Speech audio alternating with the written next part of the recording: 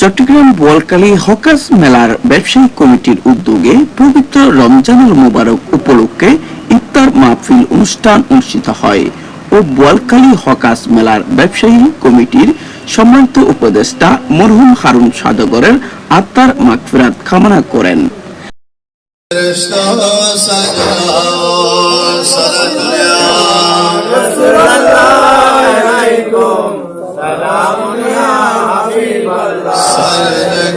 এতে বক্তব্য রাখেন মেলা কমিটির সভাপতি জনাব মোহাম্মদ আব্দুল সালাম, সাধারণ সম্পাদক মোহাম্মদ শাহজাহান।